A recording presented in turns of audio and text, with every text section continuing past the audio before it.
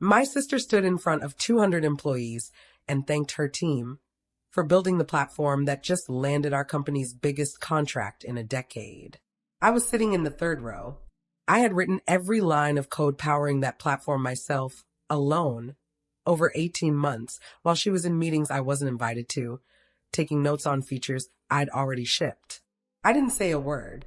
I clapped along with everyone else, because I had learned, over 11 years of being her younger, quieter sibling, that correcting Priya in public never ended well for me. It ended well for her. What I didn't know that morning was that in 6 days, the CEO of our parent company would walk into my sister's office, unannounced, holding a printed architecture diagram with my name on the file metadata, and ask her one simple question she would not be able to answer. That question was about to end the version of my life where I stayed quiet. To understand how I ended up sitting in that auditorium clapping for my own work, you have to go back to where Priya and I actually started, not as co-workers, but as sisters in a house in Naperville where the rules about who got credit were set long before either of us ever wrote a line of code. Priya is 4 years older than me. Growing up, she was the one who got announced. Honor roll, student council, the lead in the spring musical. Our parents built entire dinner conversations around her achievements, and I learned early that the fastest way to keep peace in that house was to make myself smaller in the rooms where she was being celebrated. I wasn't bitter about it, not really, not for a long time. I told myself she worked hard, that she deserved it, that I just processed the world differently, quieter, more technical, more interested in taking a computer apart than performing for an audience. I studied computer science. Priya studied business and communications, and by the time we were both in our late 20s, she'd built a reputation in our industry as a sharp, charismatic product strategist, the kind of person who could walk into an investor meeting and make a half-finished idea sound like the future. I respected that skill. I genuinely did. What I didn't fully understand yet was how much of her rise had been built, quietly, on work that wasn't entirely hers. I joined Solvent Analytics as a back-end engineer 4 years ago, a mid-sized fintech firm that had just been acquired by a much larger parent company, Meridian Group. I didn't get the job because of Priya. I got it because I aced 3 rounds of technical interviews and built a working prototype in the take-home assessment that the hiring panel later told me was the strongest they'd seen that year. Priya joined Solvent 8 months after me, hired laterally into a product leadership role, and from day one, something about our dynamic at home simply transplanted itself into the office. In meetings, when I explained a technical constraint, people's eyes would glaze over. When Priya repeated the exact same point 30 seconds later, in slightly simpler language, people nodded like she just clarified something profound. I noticed it. I told myself it didn't matter because the code still shipped, the system still worked, and I still got my paycheck. I was wrong about how much that mattered. It just took a while for the bill to come due. The project that changed everything started 18 months before that all-hands meeting, when Solvent's leadership decided we needed to build an entirely new risk assessment platform from scratch, something that could process loan applications in real time using a modeling system far more sophisticated than anything we currently had. It was the kind of project that could define careers. Everyone on the product team wanted a piece of it. I was assigned as the lead backend architect, working under a director named Callum Reyes, a measured, detail-oriented man who trusted engineers to explain their own work and rarely let anyone else speak for them. For the first 4 months, that protection mattered. I built the core architecture myself, documented every design decision, and presented my own progress updates directly to Callum. Priya, meanwhile, was assigned to a completely different initiative, a client-facing dashboard redesign that had nothing to do with what I was building. Then Callum left the company for a role at a competitor, and everything shifted overnight. His replacement was a woman named Odessa Fields, transferred in from Meridian's corporate office, someone who didn't yet know who did what on our team, and who, critically, reported not to our local VP of engineering, but directly to Meridian's chief product officer, a man named Julian Vasquez, who was based 3 time zones away and had never once sat in on one of my architecture reviews. Priya, sensing the gap immediately, requested to be added as a cross-functional liaison on my project, framing it to Odessa as a way to help translate the technical work for stakeholders who weren't engineers. I should have pushed back the moment I heard about it. I didn't. Partly because I genuinely believe Priya just wanted visibility into what I was building, and partly because some old, worn down part of me still operated on the assumption that objecting to my sister taking up space would cost me more than it would gain me. Within 3 weeks, Priya was the one presenting my sprint updates to Odessa. Within 6 weeks, she was the one fielding questions from Julian Vasquez on video calls I wasn't invited to. She started using language like my architecture decisions and the framework I designed in slide decks that I had built entirely myself, sometimes lifting diagrams directly out of my technical documentation and rebranding them under Meridian's slide template with her name in the footer. I confronted her about it exactly once, quietly, in the break room, 6 months into the project. I told her I was uncomfortable with how the updates were being framed. She looked at me with an expression I recognized instantly from childhood, patient, slightly wounded, the look of someone about to explain that I was overreacting. "Nobody's taking anything from you," she said. "I'm just the one who's good at explaining it. You know how you get in front of executives. This is better for both of us. Your work still gets seen. I'm just the messenger." I wanted to believe that. I told myself, again, that the platform mattered more than who got the credit for building it. That was the mistake I kept making. I kept believing that if I just did excellent, worked quietly enough, eventually someone would notice who was actually behind it. Nobody was going to notice on their own. I understand that now. Over the following year, the platform grew from an internal prototype into something genuinely remarkable. I built a real-time fraud detection layer that reduced false declines by nearly 40% in testing. I redesigned the core data pipeline twice, once to fix a scaling bottleneck nobody else on the team had even identified yet, and once to meet a compliance requirement that came down from Meridian's legal department with almost no lead time. I worked weekends I never billed for. I worked through a bout of pneumonia in February, propped up in bed with a laptop because a critical deployment window couldn't move. Every one of those moments got folded quietly and efficiently into the narrative Priya was building above me. She began referring to herself. In external communications, I eventually saw copied on internal threads as the platform's lead architect and strategic owner. She gave interviews to 2 industry newsletters about her approach to fraud modeling, using specific technical language that I recognized because I had written it almost word for word in an internal design document she'd had access to as a liaison. I want to be honest about something. There was a period, maybe 2 or 3 months, where I genuinely considered letting it go entirely. Finding a new job, somewhere the credit would be mine from day one, walking away from the mess rather than fighting through it. I looked at other listings. I even had a preliminary call with a recruiter from a competitor. What stopped me wasn't ambition or anger.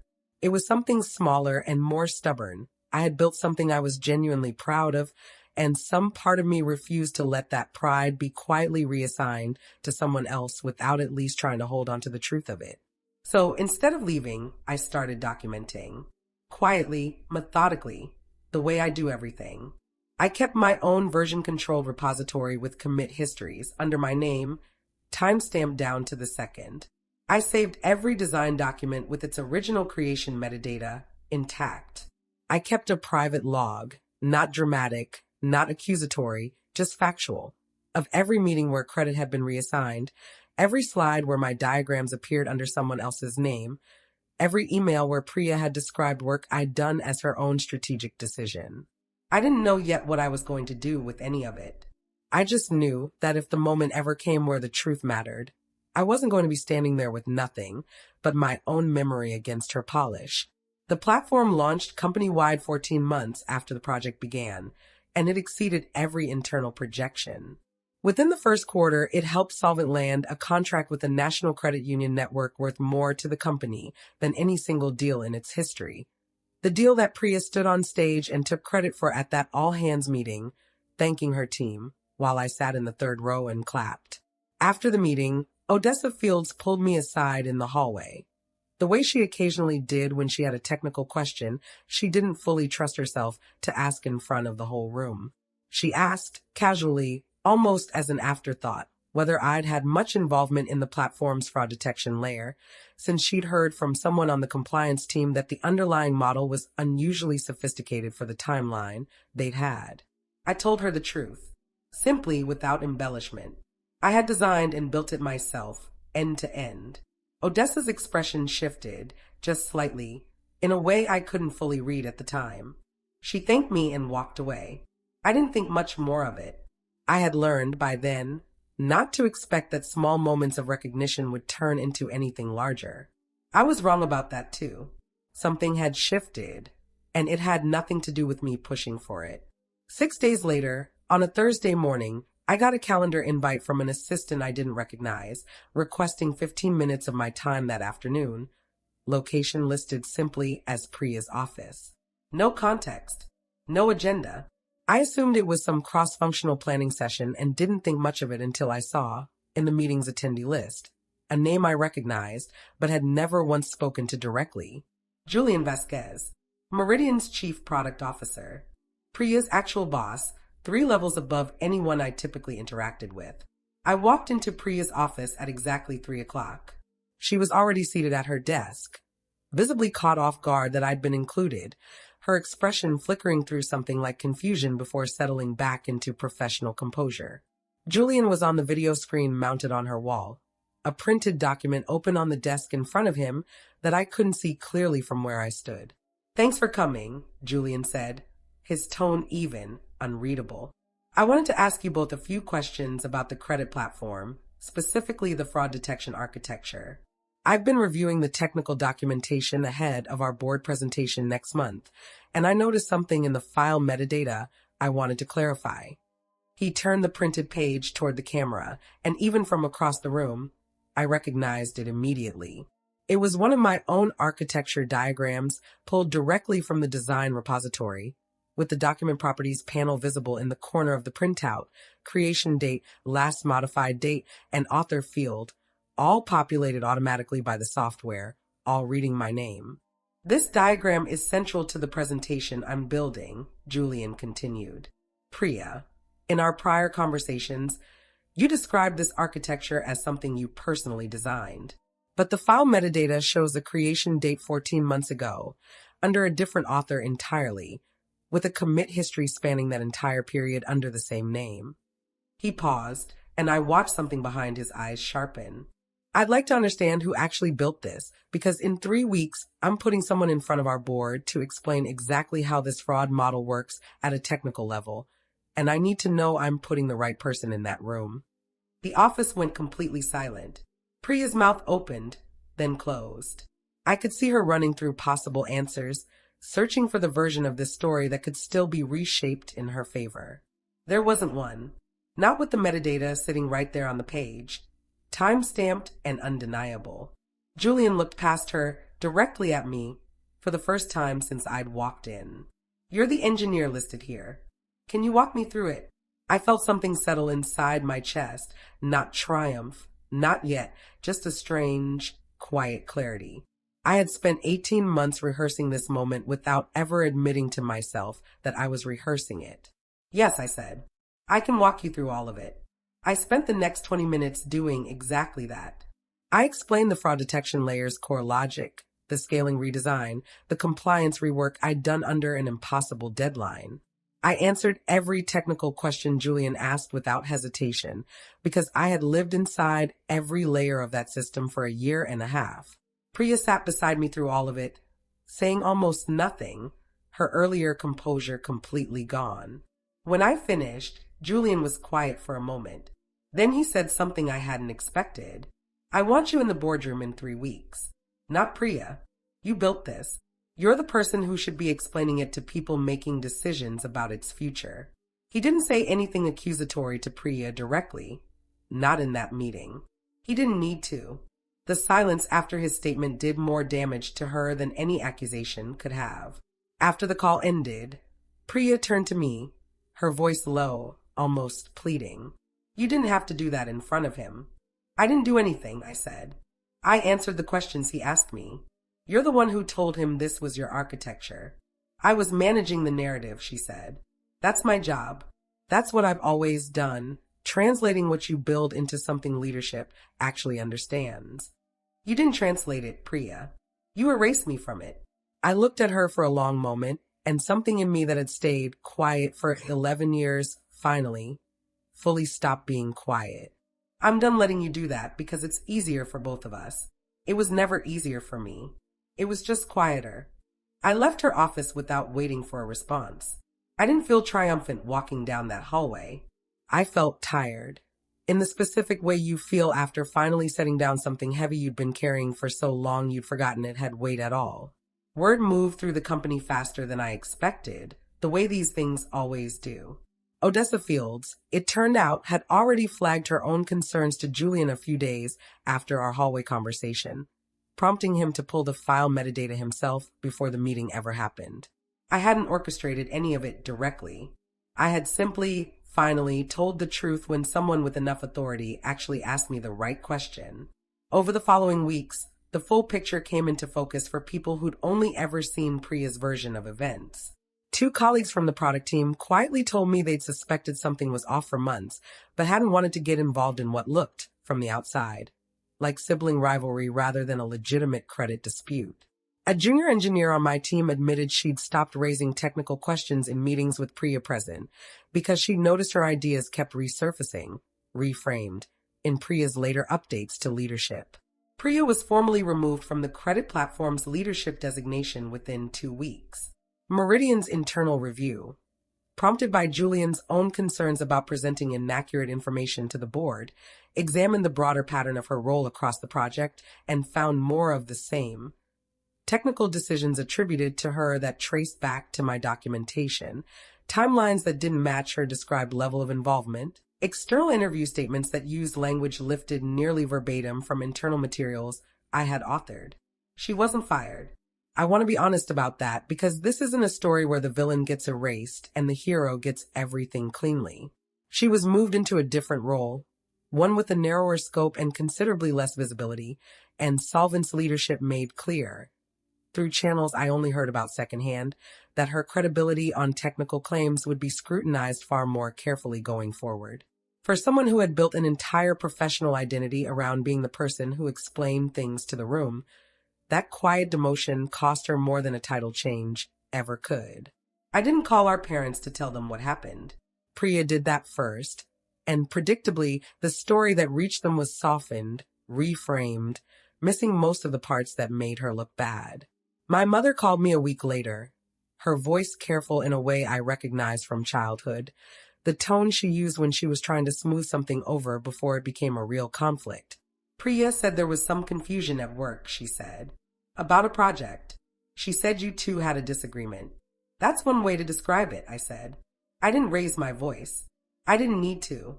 I simply told her calmly. The actual sequence of events, the architecture I'd built, the credit that had been quietly redirected for over a year, the meeting with Julian, the metadata that couldn't be argued with. There was a long silence on the line. I didn't know it was that serious, my mother finally said. I know you didn't, I said. Nobody ever really asked. I wasn't trying to punish her with that sentence. It was just true. For 11 years, in 100 smaller versions of this same pattern, nobody had asked what I'd actually built or contributed because Priya had always been the one standing at the front of the room, narrating the story for both of us. I didn't need my mother to fully understand that in one phone call. I just needed, finally, to say it out loud instead of swallowing it. 3 weeks later, I stood in front of Meridian's board of directors and walked them through the architecture of a fraud detection system I had built, alone, over 18 months, answering every technical question thrown at me without a single moment of hesitation, because I had lived inside every layer of that work. Julian Vasquez introduced me not as a liaison, not as a translator, but as the platform's lead architect, my actual title, restored, finally, to match the actual work. Afterward, one of the board members, an older woman named Deborah Kessler, who ran her own venture fund, stopped me in the hallway and asked how long I'd been building systems like that. When I told her, she said something I've thought about often since. You know, the quiet ones usually build the things that actually work. The problem is nobody thinks to ask them. what they built until someone forces the question. I've thought about that a lot in the months since, about how much of my professional life I'd spent assuming that excellent, quiet work would eventually speak for itself, when the truth is that work doesn't speak. People do. And if you let someone else speak for you long enough, they start to believe, genuinely and completely, that the words coming out of their mouth were always theirs to say. I don't think Priya set out on day one to steal credit from me the way it eventually played out. I think it started small, a meeting where it was simply easier for her to talk, a slide where her name went in the footer because she was the one formatting the deck. But small allowances, left uncorrected for long enough, calcify into something much larger. By the time I finally drew a line, that line had to hold against 18 months of momentum in the wrong direction. 6 months after that board meeting, I was promoted into a principal engineering role, reporting directly to Odessa, with my own team and my own architecture decisions carrying my own name in every document, every meeting, every conversation with leadership. Priya and I still see each other at family gatherings. The conversations are shorter now, more careful. The way conversations get between two people who used to have an unspoken agreement about whose voice mattered more in a room, and one of them finally stopped agreeing to it.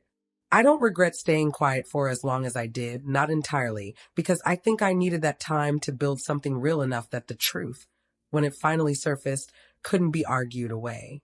But I regret believing, for as long as I did, that quiet, excellent work would defend itself. It won't. Not against someone confident enough to stand in front of it and simply say, I built this, until enough people believe her. The truth was always sitting in the file metadata, time-stamped and waiting. It just took someone with enough authority, finally asking the right question, for anyone to bother looking.